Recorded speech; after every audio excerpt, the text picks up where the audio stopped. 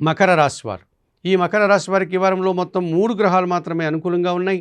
అయినప్పటికీ మంచి ఫలితాలను, లాభాలను మీరు అందుకుంటారు.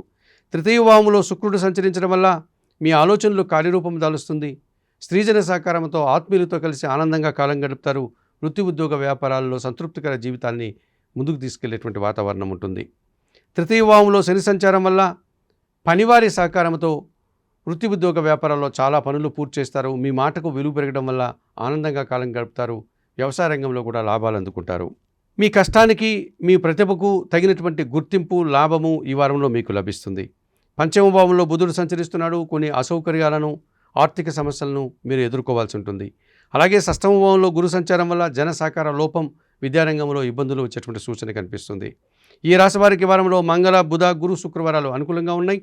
దానాలు ఇచ్చేటువంటి క్రమంలో మకర రాశి వారు 1 కేజీ కాయగూరలు కానీ, ఆకుకూరలు కానీ పేదవారికి బుధవారం రోజు దానం చేయండి. స్తోత్రపారాయణ విషయంలో శ్రీరామరక్షా స్తోత్రం చదువుకోండి. ఆలయ సందర్శన కార్యక్రమంలో భాగంగా మకర రాశి వారు సీతారామచంద్రమూర్తి ఆలయానికి వెళ్ళి స్వామివారిని దర్శించి నమస్కరించుకోవడం వల్ల సంతోషంగా, ప్రశాంతంగా ఉండగలుగుతారు.